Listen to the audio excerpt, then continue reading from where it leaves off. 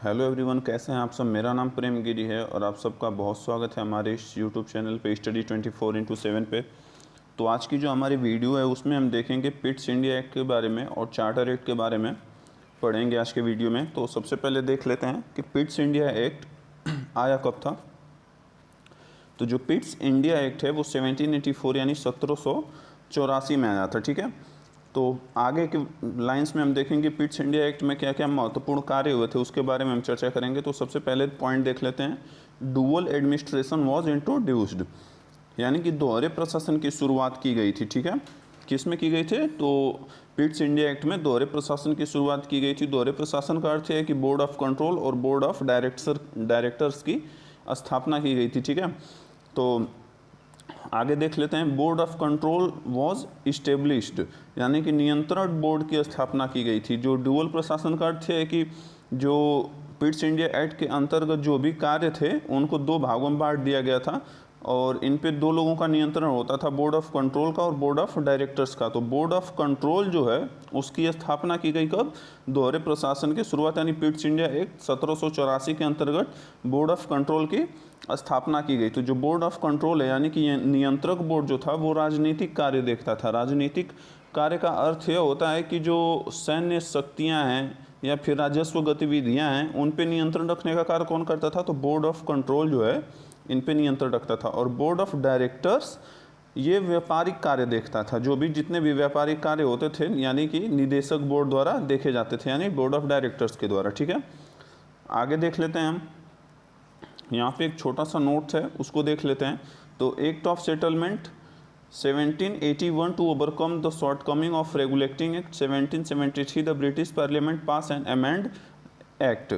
तो इसका अर्थ है कि रेगुलेटिंग एक्ट 1773 की कमियों को दूर करने के लिए ब्रिटिश संसद ने एक संशोधित अधिनियम 1781 पारित किया था, जिसे हम एक्ट ऑफ सेटलमेंट के नाम से जानते हैं, एक्ट ऑफ सेटलमेंट 1781। तो रेगुलेटिंग एक्ट की जो भी कमियां थी, यानी रेगुलेटिंग एक्ट 1773 की जो भी कमियां थी उसको सुधारने के लिए ब्रिटिश संसद ने एक्ट ऑफ सेटलमेंट 1781 को पारित किया था, यानी लाया था। ठीक है, और यह कब लाया था? तो पिट्स इंडिया एक्ट के पहले, यानी कि 1773 में रेगुलेटिंग एक्ट आया, 1781 में एक्ट ऑफ सेटलमेंट आया और 1784 में जो हमारा पिट्स इंडिया एक्ट आया था। ठीक है, आगे देख लेते हैं, हम चार्टर एक्ट की बात करेंगे यहाँ पे। तो चार्टर एक्ट, हमारे चार चार्टर एक्ट हम पढ़ने हैं हमें चार।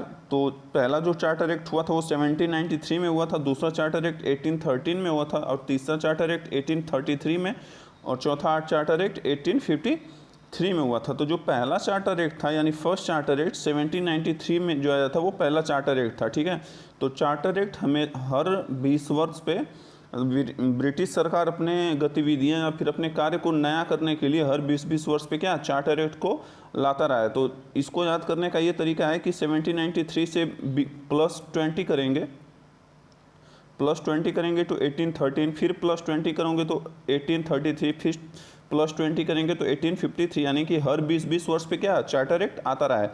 तो इसको याद करने का सिंपल ट्रिक है कि 1793 यानी फर्स्ट चार्टर एक्ट में हमेशा 20 जोड़ देंगे तो आपको चार्टर एक्ट का डेट मिल जाएगा, ईयर मिल जाएगा। ठीक है, तो देख लेते हैं चार्टर एक्ट 1793 में कार्य क्या हुए थे महत्वपूर्ण, उसकी चर्चा कर लेते हैं।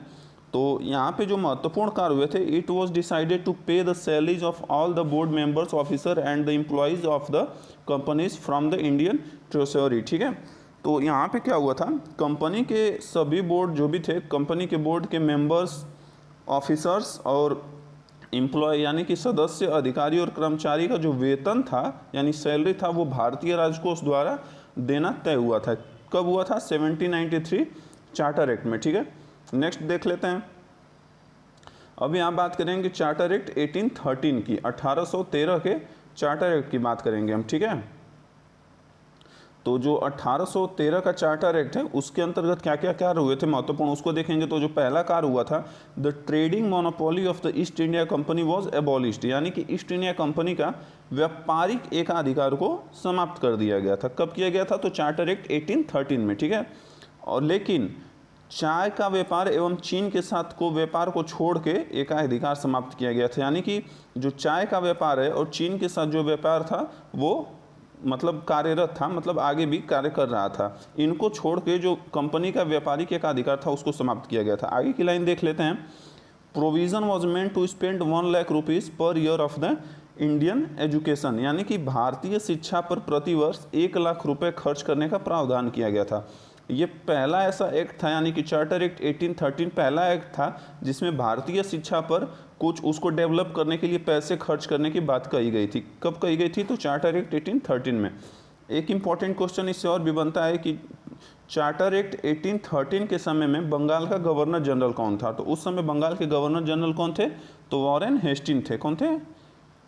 Warren Hasting.